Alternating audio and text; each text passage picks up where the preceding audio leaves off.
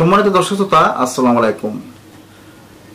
Rampura television সেন্টারের ভিতরে দুর্বৃত্তরা যেভাবে ঝাঁপিয়ে পড়েছে এবং সেখানে গিয়ে বিভিন্ন স্থাপনা ভাঙচুর করেছে এবং 17টি গাড়ি পুড়েছে এবং 9টি গাড়ি ভাঙচুর করেছে এবং 2টি ভ্যান পর্যন্ত পুড়িয়ে দিয়েছে, বিভিন্ন ধরনের ক্ষতিগ্রস্ত করেছে। এখান থেকে ক্যামেরা ভাঙচুর করেছে এবং ভিতরের যে স্থাপনাগুলো আছে যা যা জরুরি প্রয়োজনীয় সবকিছুই ভাঙচুর করেছে। তাহলে এখানে টেলিভিশন সেন্টারের ভিতরে কি এমন গুপ্তধন লুকিয়ে আছে যে সেখানে গিয়ে ভাঙচুর করতে হবে? মহাখালী যে ইন্টারনেট ডাটা সেন্টার সেখানে আগুন দিয়ে পুড়িয়েছে, ইন্টারনেটের যে ডাটা সেন্টার আগুন লাগিয়েছে, আগুনে পুড়িয়ে দিয়েছে। কেন তারা এই ধরনের কাজ করবে? দুর্বৃত্তরা তারা জানে যে ক্ষতি করলে এমন ক্ষতি করব যে ক্ষতিগুলো মানুষের আজীবন মনে রাখবে, কিন্তু এই ক্ষতি তো আমরা আজীবন মনে রাখতেই হবে। কারণ হচ্ছে যেই ধরনের ভাঙচুর, যেই ধরনের স্থাপনা ধ্বংস করেছে তারা, এই দুর্বৃত্তদের অবশ্যই বিচারের আওতায় আনতে হবে। কারণ হচ্ছে তারা যেভাবে এমন ধ্বংসাত্মক কাজ করেছে, এই ধরনের কাজ আমরা কখনো আশা করিনি। যে ছাত্রদের সরলতার সুযোগ নিয়ে তারা এর ভিতরে ঢুকে এই দুর্বৃত্ত সন্ত্রাসীরা যেভাবে ক্ষতি করেছে আমাদের দেশের, এই দেশের ক্ষতিপূরণ কে দিবে?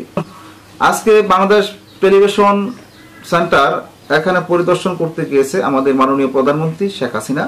সেখানে গিয়ে উনি কি দেখতে পেলেন এবং সেখানে কি শুনতে পেলেন, আজকের জনপ্রিয় পত্রিকা যুগান্তর থেকে একটা প্রতিবেদন সংগ্রহ করেছি। সেই প্রতিবেদনের মাধ্যমে আপনারা জানতে পারবেন যে বাংলাদেশ টেলিভিশন এর ভিতরে গিয়ে কি কি ক্ষতি করেছে এই নিয়ে আজকে আলোচনা।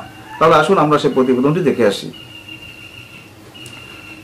সরকারি চাকরিতে কোটা সংস্কারের দাবিতে শিক্ষার্থীদের আন্দোলন চলাকালে হামলায় বাংলাদেশ টেলিভিশন বিটিভি ভবনের ক্ষয়ক্ষতি পরিদর্শন করেছেন মাননীয় প্রধানমন্ত্রী শেখ হাসিনা।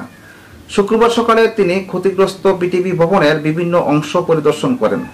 এ সময় রাষ্ট্রায়ত্ত টেলিভিশন কেন্দ্রটির ক্ষয়ক্ষতির পরিমাণ প্রধানমন্ত্রীর কাছে তুলে ধরেন বিটিভির মহাপরিচালক।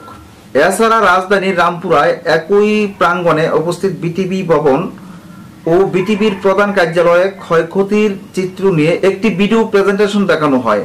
প্রতিষ্ঠানটির মহাপরিচালক ডিজি ডক্টর জাহাঙ্গীর আলম বলেছেন, দুর্বৃত্তরা বিটিভির কেন্দ্রে আগুন দিয়েছে, ক্যামেরা সহ অনেক কিছুই পুড়িয়ে দিয়েছে, অনেক যন্ত্রপাতি লুটপাট করেছে, আমাদের 17টি গাড়ি পুড়িয়েছে, 9টি গাড়ি ভাঙচুর করেছে, 2টি সম্প্রচার ভ্যান পুড়িয়ে দিয়েছে।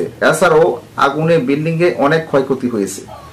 সমাজ এখন এই ধরনের সন্ত্রাসী কর্মকাণ্ড যারা ঘটিয়েছে অবশ্যই তাদের বিচারের আওতায় আনতে হবে, আর না হলে আমাদের দেশ কখনো শান্তিতে থাকবে না।